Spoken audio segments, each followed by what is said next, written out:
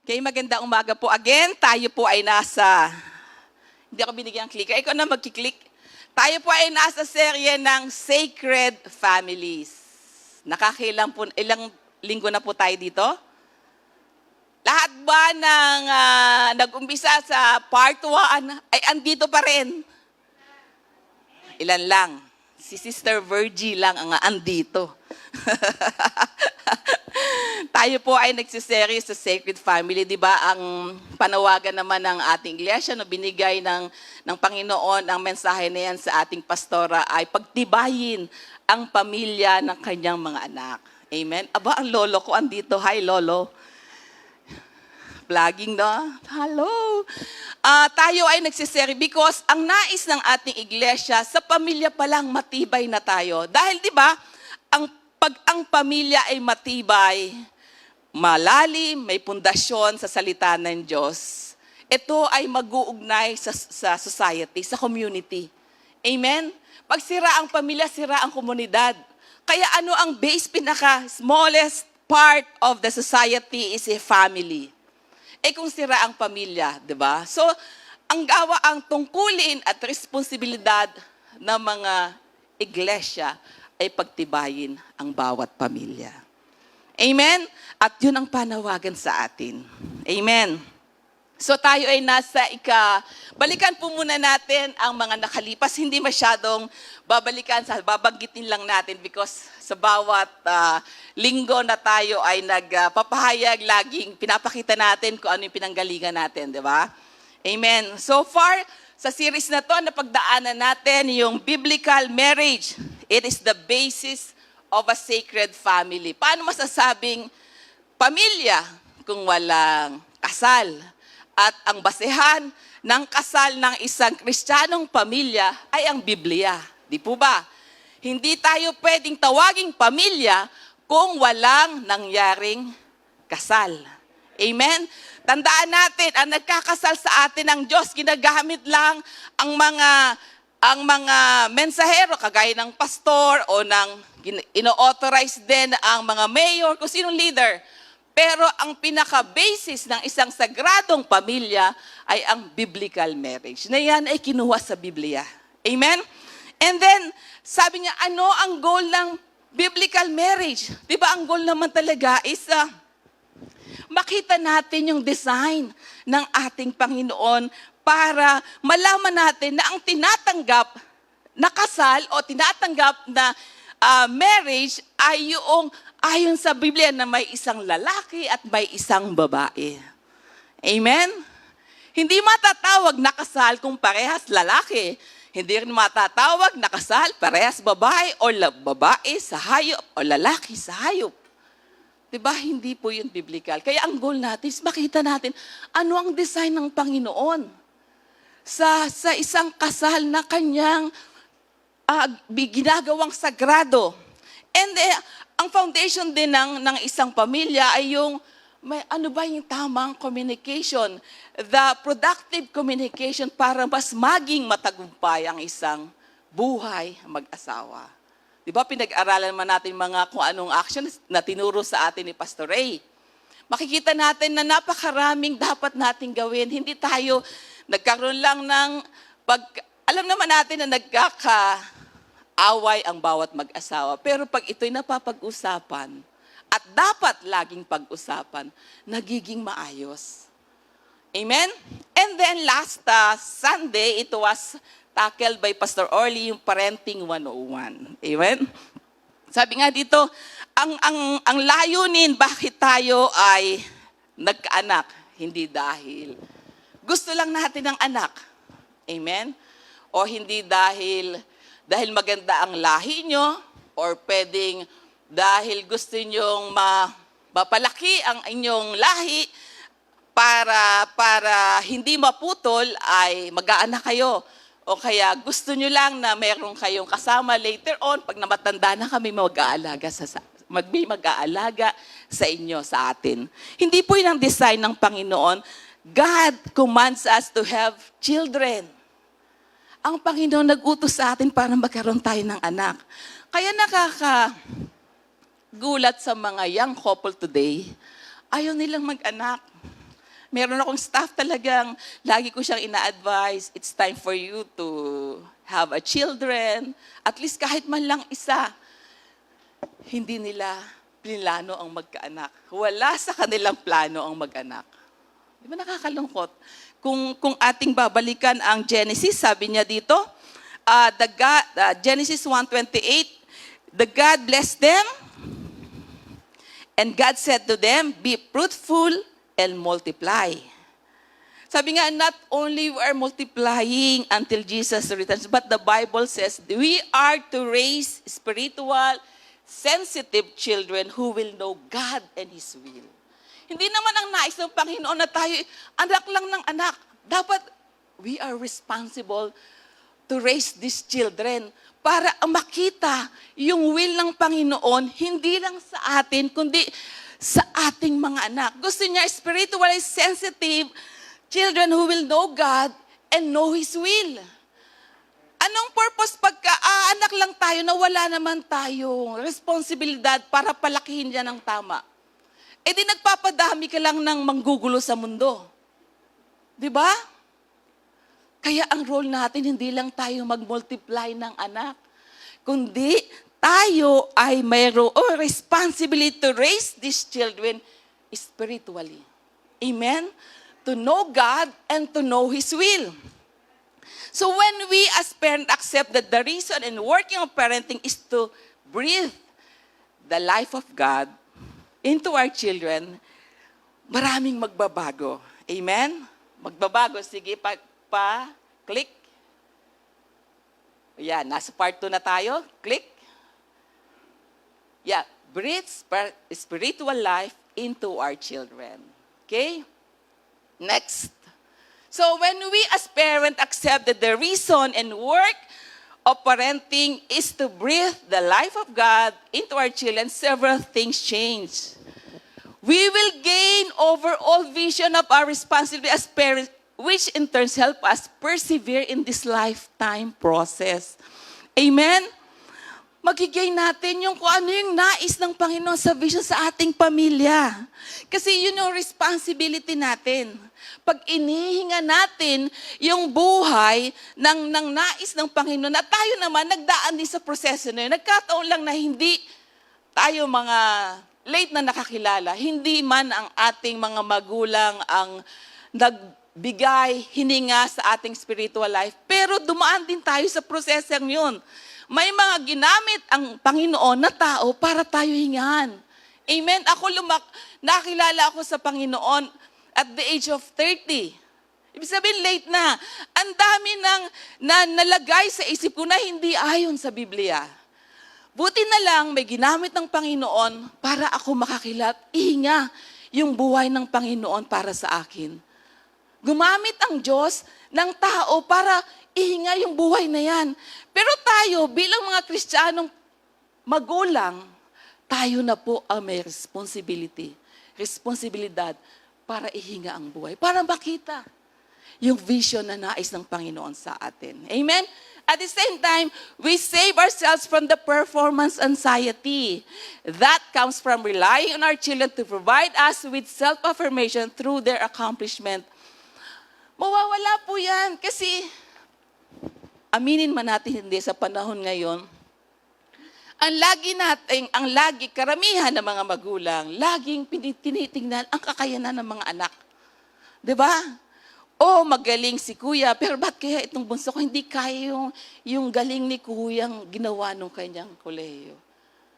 Amen? Kung tayo inihinga natin yung buhay ni Kristo sa ating mga anak, hindi tayo magkakaroon ng ganyang isipin. Amen? Na tayo ay nag-aalala kayo ngayon, pag hindi nakatapos ang inyong mga anak, hindi nagkatrabaho, paano na yung buhay namin, pagtanda namin? Ibig sabihin, kaya pala tayo nag-anak is iaasa natin ang buhay natin sa ating mga anak. Mali. Amen? Hindi yun ang design ng Panginoon. Amen? Hanggang kahit tayo matanda na responsibilidad pa rin ng magulang ang kanyang mga anak, hindi responsibilidad ng anak ang kanyang mga magulang. Amen? And last, sabi niya dito, breathing the life of God into our children also affords us a greater opportunity for future reward. Naalala niyo, di ba, pag tayo ay pupunla, nagtatides, yung reward po noon, at pag naituro natin sa ating anak, sa ating mga apo, ang balik noon hanggang makailang generation, ibabalik ng Panginoon sa atin. Kaya kung inihinga natin ang salita ng Diyos, ang buhay ni Kristo, makailang henerasyon, makakakuha tayo ng magandang reward sa ating Panginoon. Amen? Amen. So, tayo po ay nasa part 2 na. So, yan po yung diniscuss sa atin ni Pastor Orly. So, sabi nga doon sa Genesis 2:7, Then the Lord formed man of dust from the ground and breathed into his nostril the breath of life. That is Zoe. Diba? And man became a living being. Diba? Kung ano yung, diba, finorm si Adan from the dust, finorm ng Panginoon. Kaya siya nagkaroon ng buhay ay yung hininga ng Panginoon sa kanyang ilong at nagkaroon ng buhay. Amen? Nung tayo ay hindi pa nakakilala, sa mata ng Diyos tayo ay kanyang nilalang, pero hindi tayo kanyang mga anak. Hindi tayo buhay. Spiritually, hindi tayo buhay. Tayo patay. Nakahiwalay tayo sa Panginoon eh. Pero nung tayo nakakilala sa pamamagitan ni Jesucristo, doon dumaloy ang buhay na sinasabing Zoe, na yung hininga ng ating Panginoon. Amen? Kaya kung ating ipagpapatuloy yung ating experience sa pagkilala sa Panginoon sa pamamagitan ng pagbibigay hinangin natin sa ating mga anak sa pamamagitan ng salita niya, magpapatuloy yung buhay na nais ng Panginoon na maranasan ng buong sanlibutan. Amen? Ang pangunahan natin, ang ating pamilya. Napakapalad ng mga kabataan ngayon na Kristiyano na yung mga magulang. Kami sabi ko nga, hindi kami nagmula sa Kristiyanong family. But God has always a plan. Meron kang appointed time na kung saan doon ka makakakilala. Gagamit at gagamit ang Diyos ng tao para makakilala ka. At pag dumating yung appointed time na yon, sana huwag kang magmatigas. Kasi sayang. Sayang na dapat noon pa lang nararanasan mo na ang buhay ng ating Panginoon.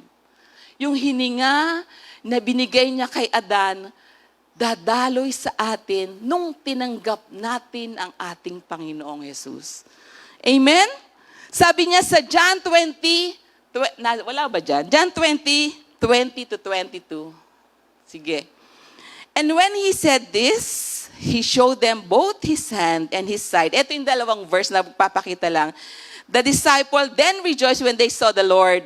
So Jesus said to them again, Peace be with you, as the Father has sent me, I also send you. And when he said this, he breathed on them and said to them, Receive the Holy Spirit. These two verses, gusto ko lang emphasize kung ano yung hininga na ibinibigay. Nung panahon ni Adan, ang binigay talaga hininga, yung hininga ng Diyos. Pero nung panahon na si Jesus na nasa lupa at umalis sa langit, ang binigay ng ating Panginoon Jesus, ang Holy Spirit. Receive the Holy Spirit. Amen. Yun yung hininga na ibinuhay ng ating mga apostol nung umalis ang Panginoon at pumunta sa langit. Siya ang naiwan. Nakakatuwa sa MC Manila, kami ay nag-aaral ngayon ng the Holy Spirit. Amen. Kasi minsan, parang nakakaligtaan natin. Sabi nga namin, sa panalangin, minsan din natin nababanggit ang banal na spirito. Buti pa ako yung Katoliko pag nag-pray, laging in the name of the Father, the Son, the Holy Spirit. Amen. Binabanggit nila yung tatlo. Pero tayo, ang iniwan sa atin ng banal na spirito, yun yung hininga na iniwan ng ating Panginoong Jesus para manahan sa kanya mga disciples nung siya umakyat sa langit. Na until now, yun ang hininga na nasa atin, ang banal na spirito. Amen? Kaya minsan, pag tayo ay makakagawa ng hindi tama, meron something na nangyayari sa puso mo na huwag mong gawin yan. May nagsasabi sa'yo kasi ang Holy Spirit na nasa iyo ang nagsasabi nun. Amen? Okay, so narito na tayo sa ating Breathing the Life of God. Sabi ko nga, yung part 1 ay sinare ni Pastor earlier, breathe love. Kasi yung pong life ay may mga ibig sabihin. Ang una niyang tinakil yung love. Sabi to, children learn about God's love at church, but they experience through their parents. Amen? Natututunan ng mga anak natin kung ano ang ibig sabihin ng pag-ibig ng Diyos. Pero hindi nila ma-experience sa church. Ma-experience niya yan sa bahay, sa kanilang mga magulang. Amen? Loving your children as God loves you.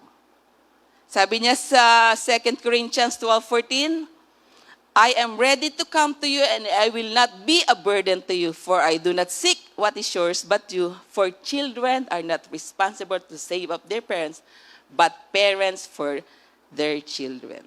So the parenting relationship should be focused on the parent providing for the child need, not the children, not the reverse. Hindi po kabaliktaran, hindi po tayo nag-i-invest sa ating mga anak para pag later on ay sila naman ang tumingin sa atin. Sila ang magkaroon ng responsibility sa atin. Hindi tayo nagpapaaral sa magandang eskwelahan, hindi tayo nagde-design ng magandang course para sa ating mga anak para later on at nagkaroon ng magandang trabaho. Ay, pwede na ako mag-retire kasi may bubuhay na sa akin. Mali. Yan din ang sinasabi ko dati. Sabi ko, pagka si Kuya ay nagkatrabaho na at si CJ ay nakagraduate, nagtrabaho na din, pwede na ako mag-retire at suportahan na lang nila kami. Mali. Habang pinag-aaralan namin ito, makokorek ka. Hindi responsibilidad ng iyong mga anak ang buhay nyo. It's your responsibility to raise them up. Yung pagtingin sa atin, bonus na lang yon, reward na lang dahil sa pagkalingang binigay niya sa atin. Amen? Hindi yung uobligahin mong, bibigyan mo ako ng, pag may sweldo na kayo, take 10,000 a month kayo, ibibigay sa akin ha. Hindi po ganon. Kung tayo ay bibigyan, salamat. Because reward yun doon sa ginawa mong pagbuhay sa kanila. Kaya mo ginagawa it because you are breathing the love of God. Amen? It is God, His love, who provide for us. In the same way, when we provide for our children in our love. Hindi natin sila ni-raise at nagkaroon ng magandang buhay sa panahon ngayon dahil meron tayong sariling motibo. Dapat ang motibo natin is because God loves us. That's why we love our children. Amen? Breathing God's life into our children takes time. Alam naman natin talaga, it takes time. Di ba? Yes, it really takes time. Mahirap. Yung mga nanay, automatic, habang yan ay sa sinapupunan, nararamdaman niya yung pag-ibig. Paano yung mga unwanted child? Yung mga planong magkaroon ng anak, sa tiyan pa lang, nararanasan nila yung pag-ibig ng ina, pag-ibig ng ama. Paano yung mga anak na disgrasya lang, kaya nabuntis? Paano ipaparanas ng magulang yung pag-ibig? Amen? Sabi nga, there are no shortcuts to love because cultivating love requires a large quantity of time. Paglabas ba ng anak mo, ramdam talaga ng bata yung pag-ibig mo? Minsan nga, alam mo, sa part ng process ng isang ina, actually dumating yan sa akin noong bagong panganak ako kay Kuya Jan. Oo, alam mo namang love. Pero yung pag-time na mag-isa ka na, tapos iiyak yung bata, tapos ikaw lang at saka yung bata, nagkakaroon ka ng depression. Bakit ako natatali sa ganito? Bakit ako, kumbaga, taba-taba ako, ang pangit ng itsura ko, tapos meron batang iiyak-iyak na lagi kumayat-maya, pinapadede sa akin, ang sakit-sakit. Kung wala tayo sa Panginoon, ang hirap pagdaanan nun. Amen? Amen. Napakahirap maging magulang. Kaya it takes time. It really, really takes time to show them love. Amen? In breathing God's love, show your child how to express love to God. Be an example. Children soon learn to return their parents' love by being obedient and helpful. This exchange teaches them the joy of shared love when they will need in order to build healthy relationship in the future. Nakikita ng mga anak kung ano yung meron tayo sa pamilya. Kaya nga sabi ko kanina, matututunan nila ang pag-ibig ng Diyos, pero mararanasan nila ang pag-ibig ng Diyos sa pamamagitan ng mga magulang. Amen? Doon natin makikita, maipakita. Hindi tayo pwedeng theory-theory lang. Babasa lang tayo ng, eto ang pag-ibig ng Diyos, mga anak. Pero pag hindi nila nararanasan ang pag-ibig ng Diyos sa iyong pamilya, walang magiging bunga. Amen. So today sa ating part 2 of Parenting 101, we will continue to learn the other part of breathing life. Nasa I na po tayo. Breathe image. So they need to take in God's image, behavior, attitude, etc. So we must establish our child's identity in God's image. Amen? Loving and caring for our children is a natural impulse for most parents. Natural naman talaga.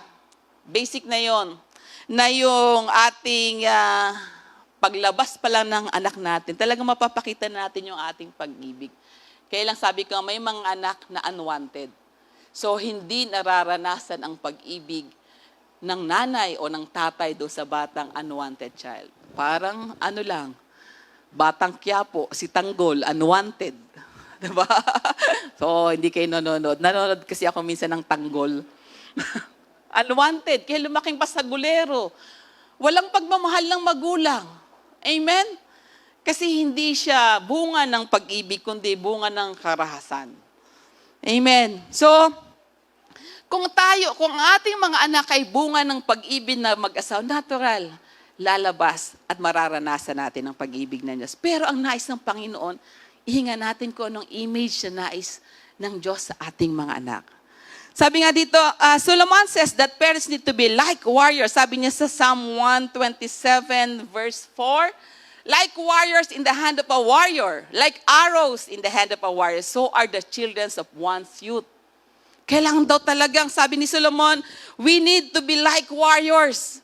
Kasi pointing our children like arrows towards a firm target. Talagang focus tayo. Ini-aim natin, hindi yung tayo ay saka na lang. Pag malaki, matututunan na niya yan. Mga kapatid, ang pinaka-sensitibo at pinaka-mabisang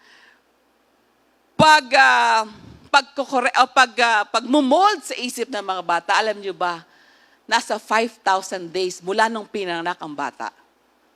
Ibig sabihin, mga 3.5 to 4 years of his age or her age, doon dapat natin siya ginagabayan.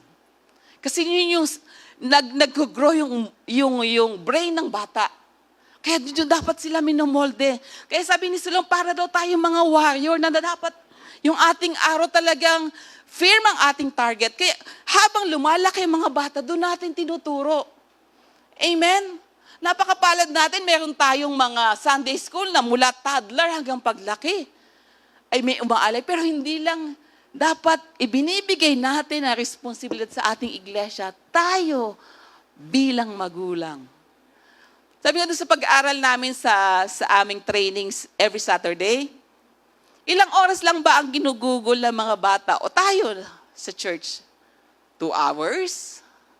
Pero tayo, yung buong isang linggo, tayo lahat yun. Amen? Kaya huwag natin iaasa. Even sa school, huwag natin iaasa ang pag-aaral lang ng mga anak sa mga teacher. Meron tayong responsibilidad, mga magulang. Amen? Sabi din niya sa Ephesians 6:4, fathers, do not provoke your children to anger, but bring them up in the discipline and instruction of the Lord. Amen? Meron akong na pakinggan o pinanood ko yung lesson about parenting. Talagang, kumbaga itong lesson to kailangan mo isik eh. Bilang magulang, meron daw tayong 3 hat na kailangang suotin habang pagkapanganak mo hanggang sa siya lumaki. Yung early age ng mga bata, ang dapat suot na sombrero o hat ng mga magulang ay yung hard hat, para yung construction hat. Kasi ang ating role bilang sa hat na yon, kasi during early age ng ating mga anak, we need to wear those hard hat kasi controlling hat ang tawag doon. Dapat kinokontrol natin kasi tayo na nagbibigay ng instruction. Doon natin minomolde ang isip nila. Doon tayo nagsasabing, wag to anak, ito gawin mo. 'Di ba? Doon tayo dapat hard. Alam nating sabihin sa kanya yung tama. Hindi dapat tayo nagko-compromise. Minsan ngayon, bata pa lang ang nasusunod na mga anak. Para lang tumigil. Halimbawa, nagtatantrum para tumigil, gusto ng cellphone mo, ito na, sige na, cellphone, matigil ka lang sa pag-iyak. Bumabaliktad ang sumusunod magulang. Dapat sa early age, tayo yung matigas. Tayong may control, hindi ang mga anak ang may control sa atin. Kaya dapat ang suot natin yung hard hat. Hindi tayo masisway. Amen? Hindi dapat natin binabaliktad.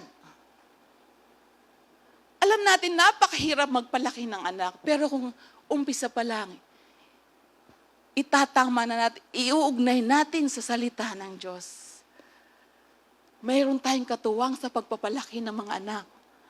And then habang tayo ay, sabi nga, di ba, sila yung minomold natin, sa murang isip nila, minomold natin about God. Sabi niya sa Proverbs 22:6, train up a child in the way which he should go, and when he's old, he will not depart from it. Baka mamaya, hindi pa man lang sila nakakarinig ng salita ng Diyos sa tahanan natin. Paano natin sila mamomolde? Amen? This stage is the perfect time to give instruction. Yung instruction na yon is ang salita ng Diyos. When we do that, we are breathing the image of God into their young mind. Kaya dapat talaga isusuot natin yung controlling hat. And then the next stage, sabi nung speaker, the next stage na isusuot mo na, gusto ko kasing dalhin 3 sombrero na yung para sinusuot ko eh. Yung next stage, yung coach hat, yung parang cool lang na parang may ganito lang. Yung sinusuot ngayon pagka mainit. Coach hat. Ano ang role ng coach? Sa basketball, sa baseball, sa football, ano ang role ng coach? Hindi naman ikaw yung lumalaro, pero paglabas nila sa court, ikaw ang mali yung ginawa mo dito. Susunod, ito gagawin mo, di ba? Nagko-coach ka lang. Hindi ikaw ang kumikilos sa laban. Pero lagi kang naandyan. Amen? Lagi kang nagko-coach. Kasi may mga times na nagkakaroon ng pagkakamali ang bata.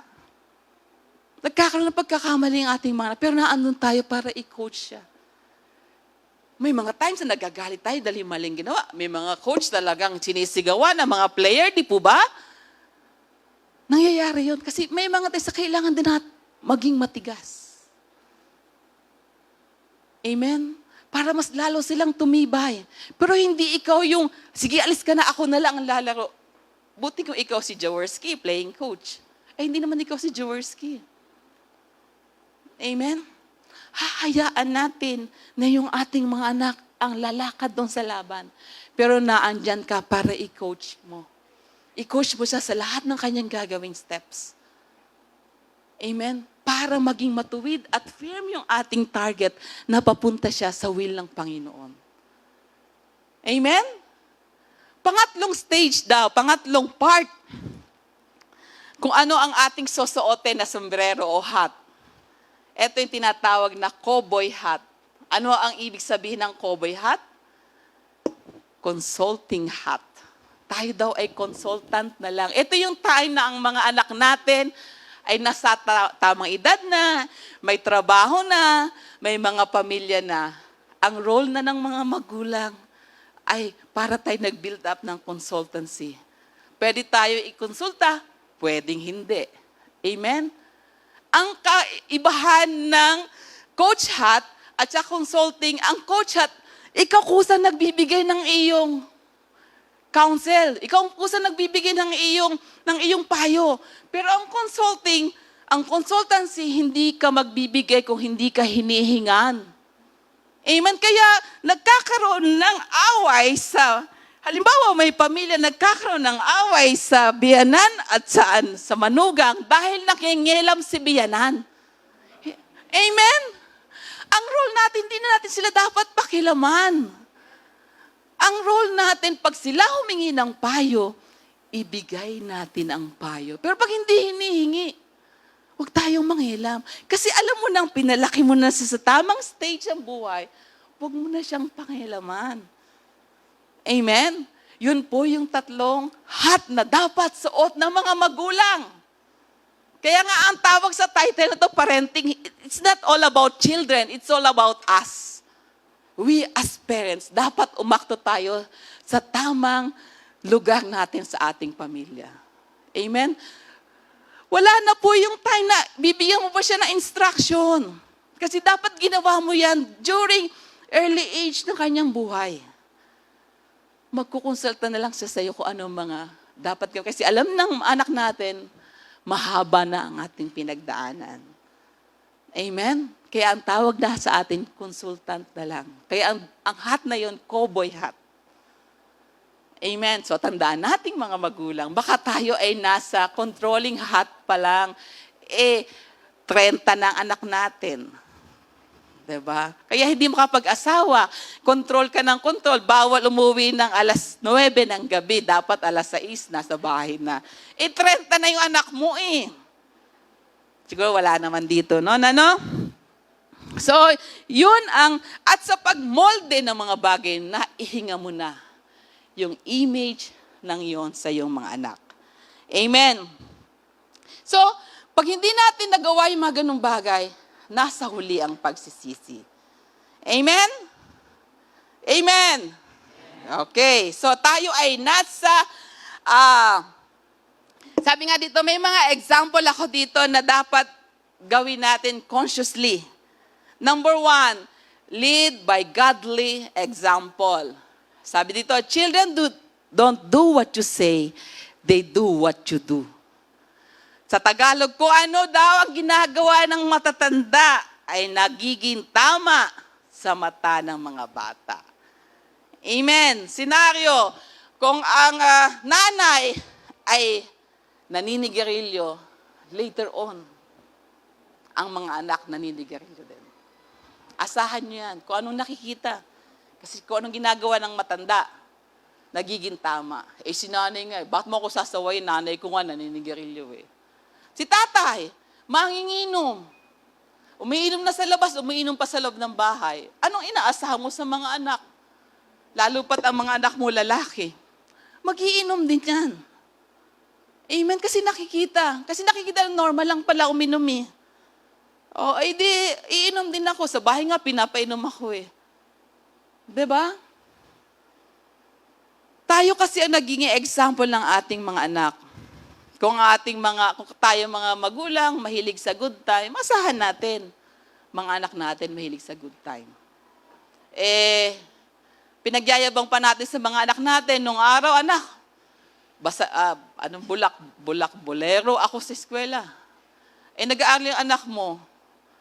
Si tatay nga, nung araw, bulak, bolero, di gayahin ko lang. Ngayon, nakagraduate din naman Naalala ko nung mga bata pa sila Abraham, sila Isaac, pag kami nagsisermon sa mga bata. Sinasabi namin yung mga pinagdaanan, nag-example namin nung kami mga kabataan. Laging sinasabi sa amin, kayo pinagdaanan nyo yun bakit hindi nyo kami hayaang pagdaanan ng mga ganung bagay? Nangungontra pa no? Gusto nilang mapagdaanan din yung pag-iinom ng sobra, yung araw-araw ang gin ay ginagawang tubig. Di ba, Lolo? Amen? So, we should be lead by godly example. Amen? If you, the parent, pursue godly image, your children will follow. Children can be taught theory about godliness from Sunday school, from Sunday worship, from youth camp, but they learn the practical side of godly living from watching you, the parent. Amen? Kaya kung anong ginagawa ng matatanda, nagiging tama sa mata ng bata. Amen. Number 2, establish godly traditions. Ano ba yung mga naalala mo yung maswerte yung mga Israelita nung sila ay lumabas sa Egypt. Diba? Ilang taon sila naglalakbay. Anong ginagawa nila araw-araw kaya? So yung mga bata doon lumaki na may routine. Mayroong worship service, mayroong Bible study, mayroong mga activities about spiritual activities. Yan, ito yung mga ginagawa nila everyday kasi sila yung magkakasama araw-araw for how many years silang minomold ng Panginoon. Diba? So nagkakaroon sila ng mga rules at mga discipline, ano yung tamang pagsasalita, ano yung mga ginagawa, mga devotion. Maswerte yung mga bata noon kasi lumakas sila sa ganon. Lagi silang may worship. Pero tayo sa panahon ngayon, paano? On a daily basis, sabi nga dito, we mold them with rules and discipline according to biblical principles and morals. Amen? Sabi, next, we mold them with rules and discipline according to biblical principles and morals, speaking the truth and love. Amen? Disciplining in fairness without anger. Pwede tayo, mga kapatid, pwede tayong mamalo. Hindi masamang mamalo ng bata. Pero dapat, yung hindi ka galit. Kasi ang hirap mamalo pag galit kung saan-saan mo natatamaan ng bata. Nung bata ako, dahil hindi siguro Kristiyano, hindi born-again Christian ang tatay ko. Pag namalo talaga, kung saan-saan ka tatamaan. Naghanda ka na para paluin ka sa puwet. Nilalagyan mo ng karton yung puwet mo. Kasi alim mo doon ka papaluin. Pero hindi eh. Kung anong mahawakan niya, ang sinturon nung araw, ang sinturon ng mga tatay, makakapal. At leather yan. Pag pinalo ka, hindi lang sa puwet ang tama mo. Ang higpit ng mga tatay pumalo nung araw. Meron akong isang insidente na talagang nag-iigib ako ng tubig. Nabasag kasi ang pinag-iigiban doon ay babasagin. So nabasag yung galon ng tubig, tumama sa aking paa. Kaya hanggang ngayon may peklat akong ganyang kahaba. Dumudugunat lahat. Hihimatay na ako kasi takot po ako sa dugo. Dumudugunat lahat, hihimatay. Pinapalo pa rin ako. Di ba? Kaya sabi niya, pagmamalo tayo without anger. Palipasin muna natin ang galit natin. Kasi pag galit tayo, hindi natin alam ang nangyayari sa galit natin. Amen? Hindi masamang magdisiplina kung may nagawang mali ang anak. Pero dapat tandaan natin, huwag tayong galit kasi pwede tayong mamamalo. At lalong mas masakit, mga kapatid, ang palo, lumilipas. Pero pag nagsalita ka ng hindi maganda sa anak mo, nananatili yung sugat na yon sa kanyang puso. Nakakasira ng kanyang pagkatao. Amen? Yung si Pastor Jay nagsishare sa amin, 5 taong gulang daw siya. So umuwi siya umiiyak kasi nakipag-away siya. Sabi ng tatay niya, huwag kang uuwi dito nang umiiyak. Pag makipag-away ka, huwag kang iiyak. Alam mo, tumimo sa kanya, hindi siya marunong umiyak. Buti nila nakakilala sa Panginoon, marunong siyang umiyak. Di ba? Yung salitang ibinabato natin sa ating mga anak, nagkakaroon ng sugat sa puso natin at dadalhin yon hanggang sa paglaki. Amen? Amen. So, dapat affirming their individual personality and unique spiritual gifts. So, ina-affirm natin yung ating mga anak. May kanya-kanyang personality ang ating mga anak. Don't compare each child.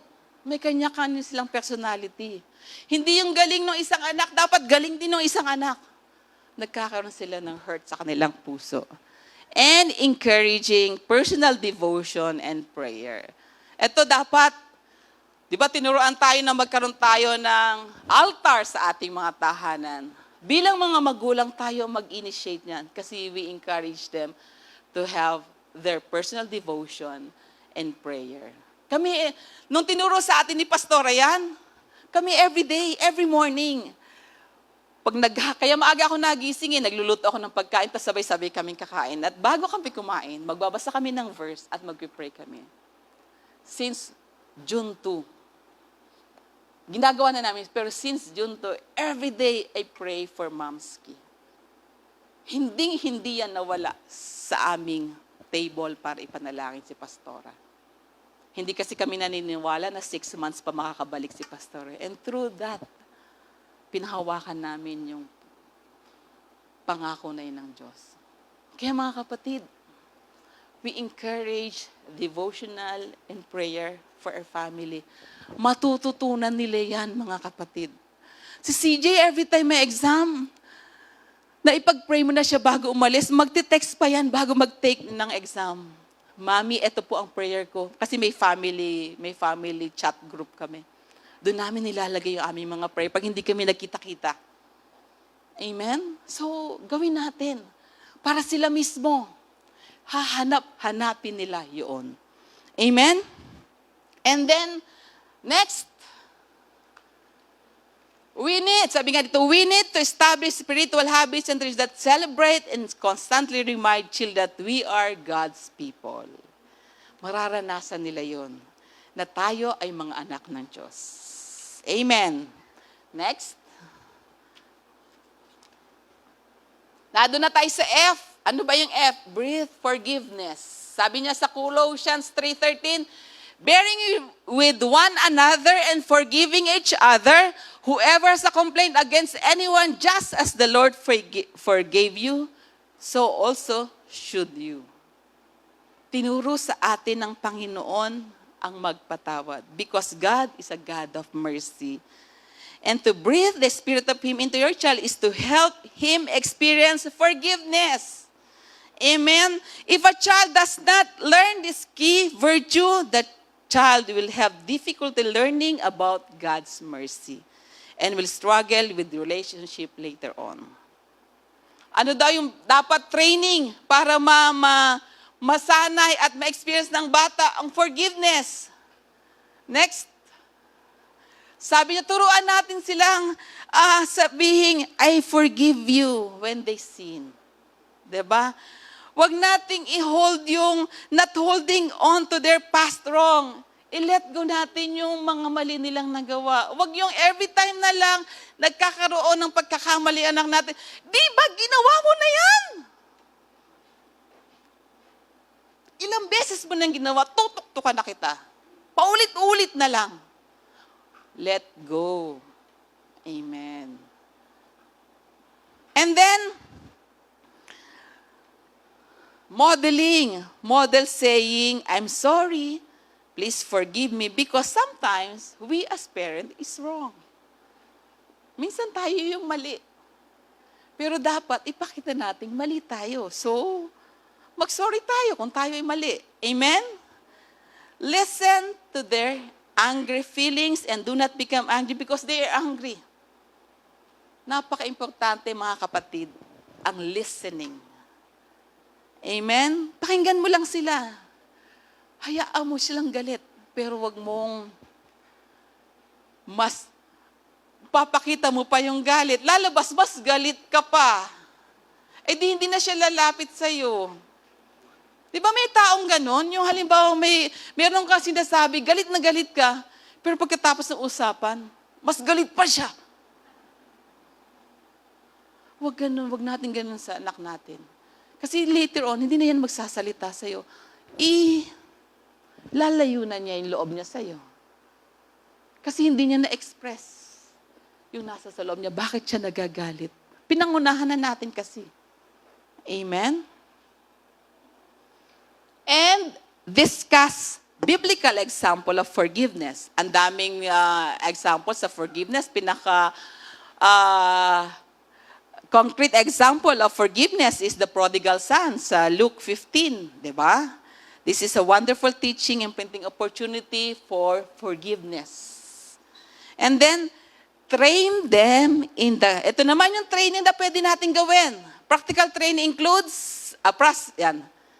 Practical training. Talking it out. Accepting responsibility. Dito sa talking out, ang laki ng role dito ng listening skills mo. Kasi hinahayaan mo siya magsalita. Amen? And then accepting responsibility. Dapat ipinapaliwanag mo din sa ating mga anak kung ano yung consequence na kanilang ginawa.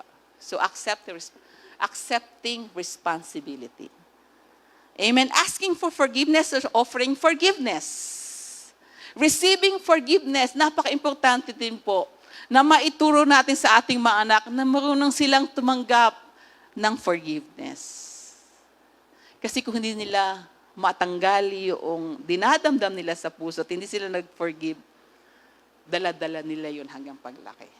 And then, reconciliation and renewal. Letting go of the past.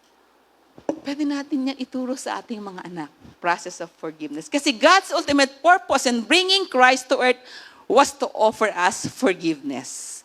A child who is not schooled in the meaning and experience of giving and receiving forgiveness is incomplete spiritually. Amen? Pag hindi niya naranasan, yung kanyang spiritual life, incomplete. Kasi hindi siya natutong manghingi ng tawad, hindi siya natutong magpatawad, at hindi siya natutong tumanggap ng kapatawaran. Ay di ba dumating ang Panginoong Jesus sa atin para bigyan tayo ng forgiveness? Amen. Punta na tayo sa E. Breathe enthusiasm. Sabi nga dito, enthusiasm, ethnos, in God. Amen. The fourth element necessary in breathing spiritual life naturally is enthusiasm. What the Bible calls it joy. Amen. The English word itself comes from the Greek word ethnos, which literally means in God, sa Panginoon. It is what Nehemiah had as he led the Israelites in the hard, dangerous, and discouraging work of rebuilding the world around Jerusalem. He exhorted them saying, the joy of the Lord is your strength. Sabi niya sa Nehemiah 8:10. Then he said to them, go eat of the fat, drink of the sweet, and send portion to him who has nothing prepared. For this day is holy to our Lord.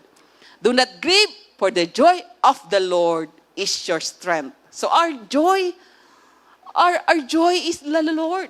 Comes from the Lord. Kalakasan natin ang kagalakan. Di ba?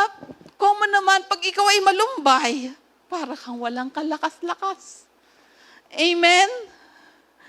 Pag ikaw ay lagi kang may dinadamdam, sa tingin mo ba, nakaka-encourage makita sa'yo na ikaw ay may kagalakan, nakaka-discourage makita sa'yo na wala ka man lang kagalakan sa buhay. Amen? Sabi din niya sa Philippians 4:4, rejoice in the Lord always. Again, I will say, rejoice. Amen? Sa Panginoon, nanggagaling ang kagalakan. Sa Panginoon, nanggagaling ang joy. So, children need to learn that their faith is the cause and the source of joy of their lives. Not simply adherence to rules and certainly not acquiring things or money. Ang joy, dapat ituro natin sa ating mga anak na ang joy ay hindi nakukuha sa mga material na bagay.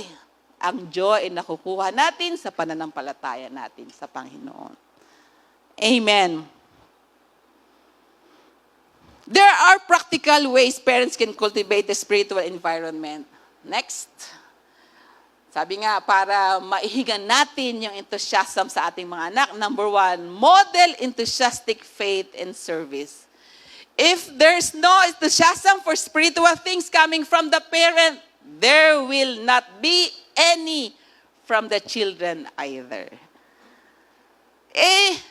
Sa pagsimba, wala kang gagana-ganang sumimba.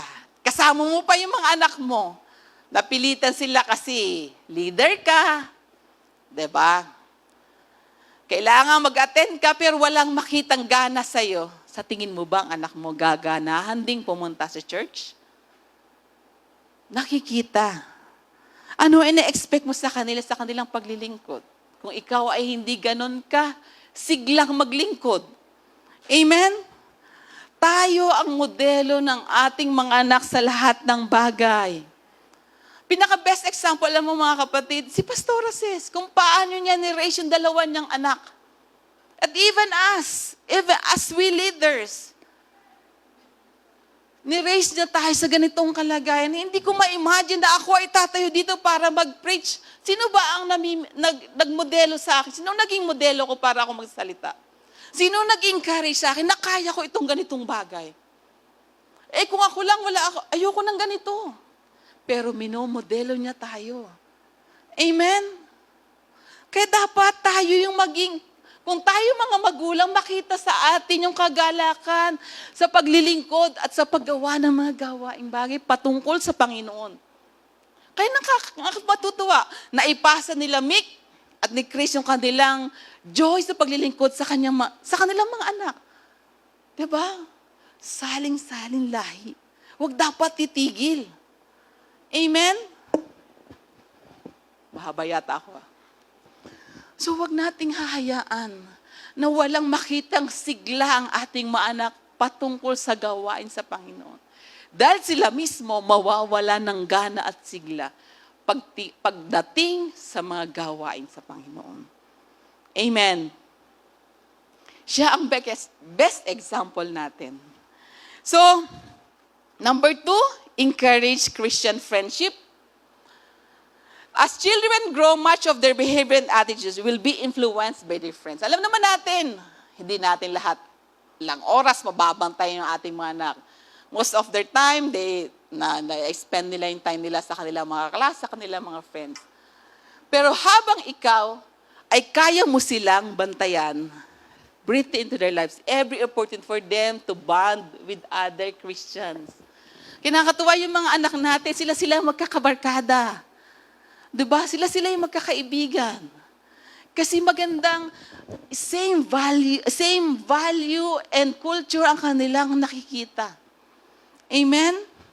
At dapat, most important na ating ipaalam sa ating mga anak, let them know that you expect them to marry a Christian one day.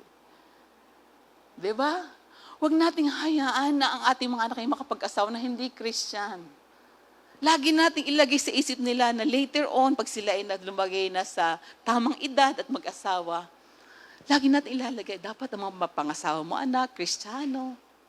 Kasi sila na yung magiging atawang nila sa buhay nila. Amen? Hindi yung sinasabi sa mga anak mo, o anak, pag ikaw nag-asawa, ang hanapin mo, yung mayaman na, yung pogi, yung maganda, yung sexy, maputi. Kasi ayaw natin magkaroon sa lahi natin ng maitim. Hindi dapat ganun. Ang dapat nating nilalagay sa isip ng mga anak natin, later on, anak, pag ikaw nag-asawa, ang hahanapin mo ay Kristiyano. Di ba haling pogi at mayaman, basta Kristiyano. Amen? And then, number 3, include them in ministry. Just like you encourage them, di ba sa bahay, pa nagluluto ka, pa nagbe-bake ka, o naglilinis ka, gusto mo, kasama mo ang mga anak mo. Napakagandang tingnan, nakasama mo ang anak mo sa ministry. Amen? Pag nagba-Bible study kayo, sinasama mo siya. Kaya namimiss ko yung Santa Mesa Cell Group namin. Pamilya yun eh. Mga Miasco family. Diba? Isang pamilya kami doon sa bahay namin. Nagsipaglayo-layo na kasi. napunta na sila sa Cavite. Mga bata, hanggang sa lolo, lola, kasama namin. Kaya yung bahay namin, punong-puno kami na pa nagsisell group kami. Kaya napakaganda na dapat include natin sila sa ministry. Huwag nating hayaan, may gagawin kami sa, kami lang, dito na muna kayo. Yun na lang pag-attend sa church, di ba? Include them in the ministry. So, next, tapos na po tayo. Sabi dito, when we are aiming to do as parents is to have our children internalize the image of God that we are modeling and teaching them. Sabi nga niya to, a child who equates spirituality with joy and be inoculated against the counterfeit happiness promised by the sinful pleasure of this world. Sabi ni William,